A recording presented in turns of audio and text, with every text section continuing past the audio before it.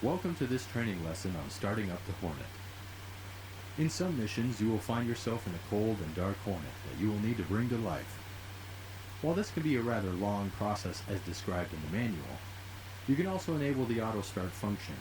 However, for this lesson, we'll review the full startup procedure. Press spacebar when you are ready to get started. The first thing we need to do is enable the two batteries. This will allow operation of the canopy and power the engine igniters.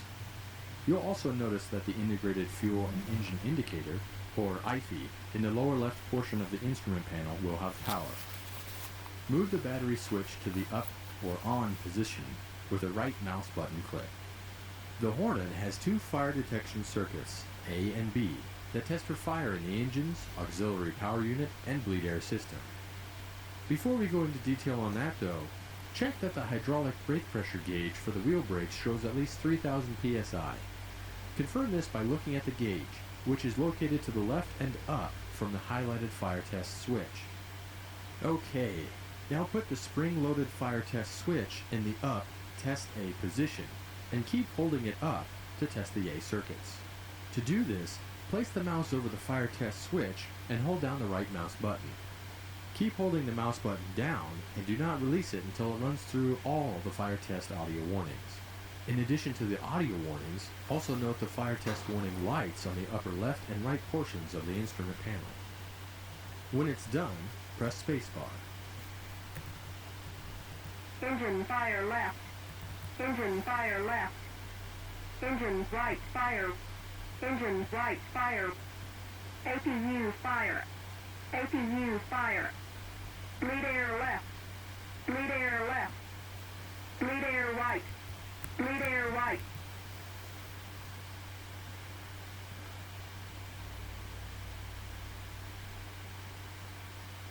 We will now do the same thing for the B circuit.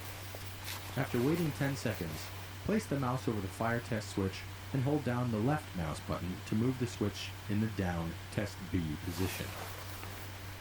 Keep holding it down and then release it once all the fire warning audio messages have been played. Well Engine done. fire Press left. spacebar. Engine fire left. Engine fire right. Engine fire right. APU fire. APU fire. Bleed air left. Bleed air left. Bleed air right. Bleed air right.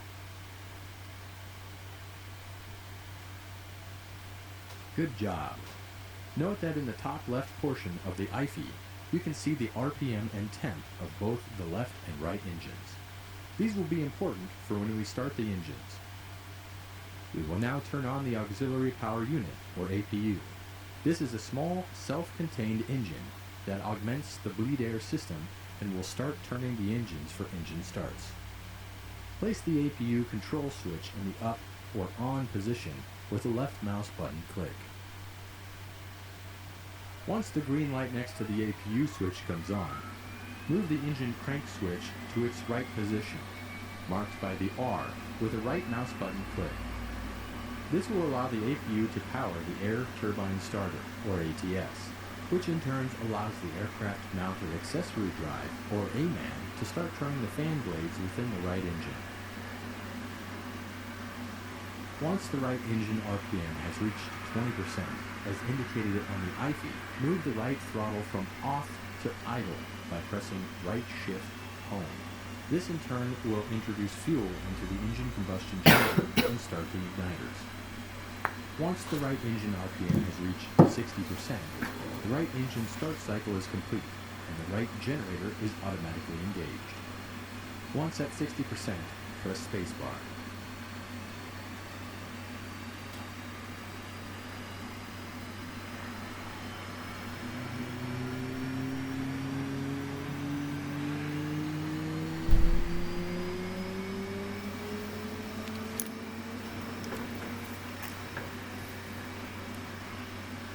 When we conducted the tests of the A and B final test circuits, we also closed the bleed air shutoff valves. We need to reopen these by rotating the bleed air knob clockwise 360 degrees, from norm to norm. Do this by right mouse button clicking on the outer portion of the knob. When done, press spacebar.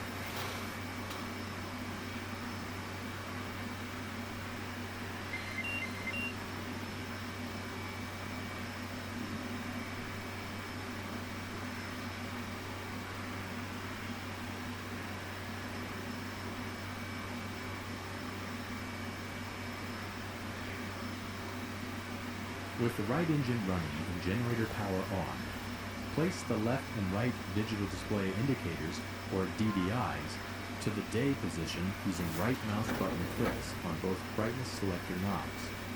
Next, rotate the HUD symbology brightness control knob clockwise by placing your mouse over it and rotating your mouse wheel forward. Once you see video displayed on the left and right DDIs and HUD, press spacebar.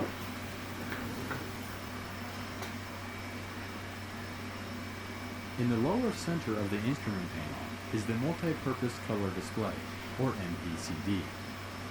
Rotate the power and brightness control knob to the full bright setting by placing your mouse over the knob and rotating your mouse wheel forward.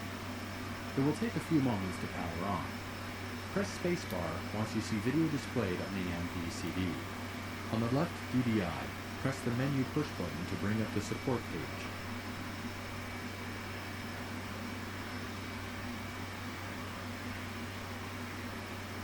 The support page has several sub-pages like the checklist, engine, fuel, ADI, and HSI. For now, though, press the FCS push button to select the flight control system page. The FCS page shows the status of the control surfaces and any detected FCS errors. The X's indicate detected errors, but we will address those once the left engine is started. You should not see any 2, R, or FADET caution messages along the bottom of the left DDI. Note that by default, you will not have the built-in test or bit page on the right DDI. We'll come back to this. During this lesson and future lessons, you will often see and hear the master caution. This is the large yellow labeled button on the instrument panel that will light when any caution condition is triggered. There will also be an accompanying deedle sound to draw your attention. Press this button or click on it to acknowledge the caution and extinguish the light.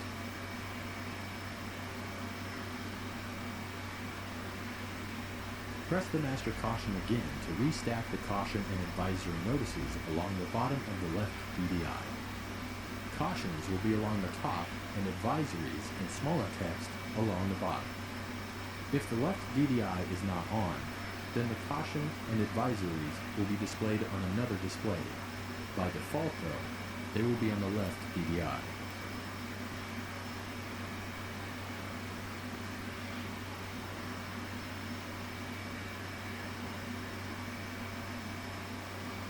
The Hornet comes equipped with an inertial navigation system, or INS.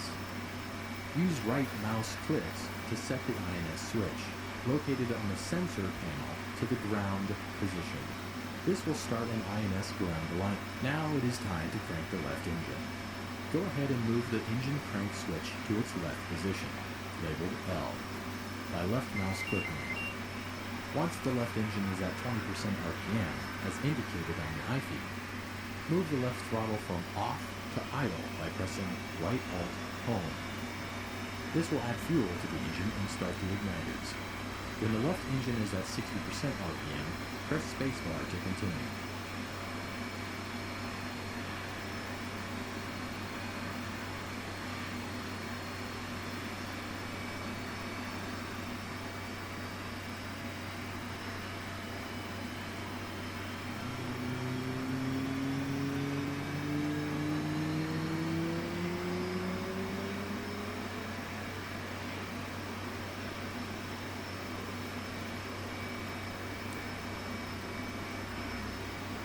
On the FCS page, we have quite a few X's indicating abnormal FCS readings. To clear these, press and hold the FCS reset button.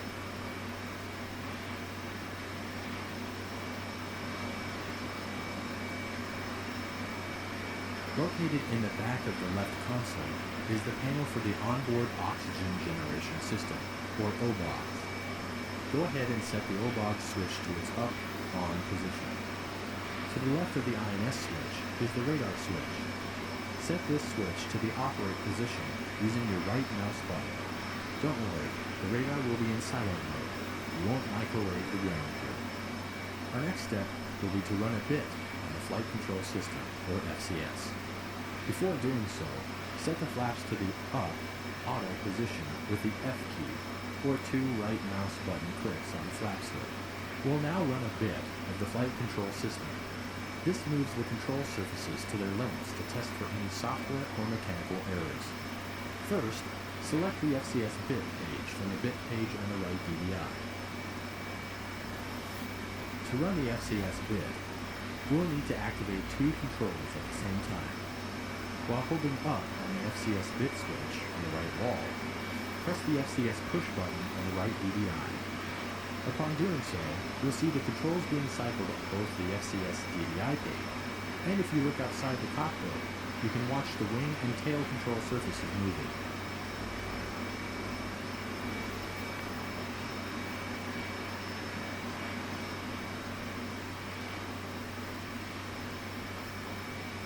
Once the FCS bit is complete, marked by the beep tone, place the flap switch in the center or half position with the left mouse button click on the switch. Takeoff is done with flaps set to half. Once we are airborne, we'll move them to auto. For takeoff, we will want our stabs trimmed for 12 degrees. To set this, press and hold down the takeoff trim button. Upon doing so, you will also notice that the stab values on the FCS page will change to 12. The leading edge flaps, trailing edge flaps, and rudder should all have values of 30 degrees. You should also have no X's on the FCS page.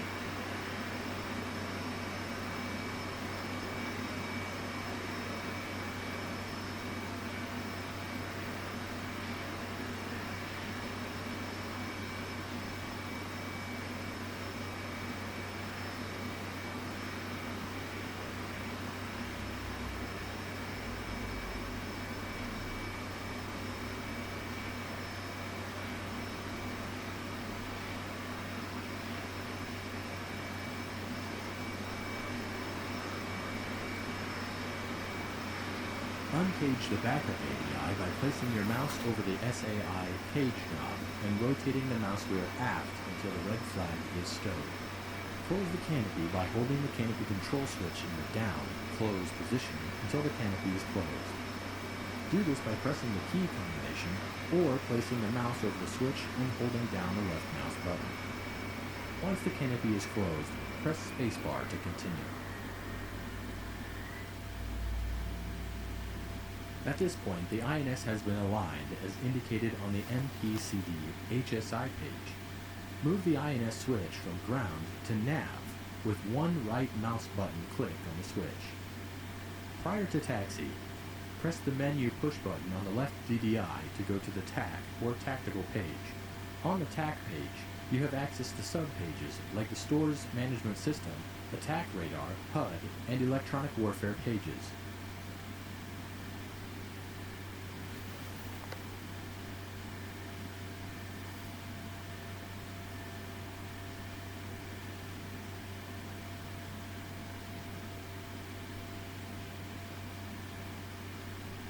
On the left DDI TAC page, select the HUD push button to display a mirror of the HUD on the DDI. This can be useful when head down or in case of HUD failure. Let's now set up the right DDI. Press the menu push button on the right DDI to bring up the tactical page. Press the menu push button again to bring up the support page.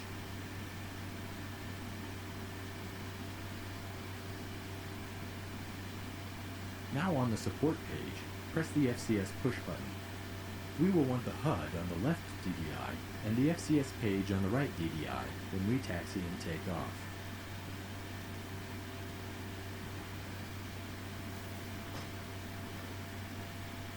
The parking brake system is operated with the yellow and black parking brake handle.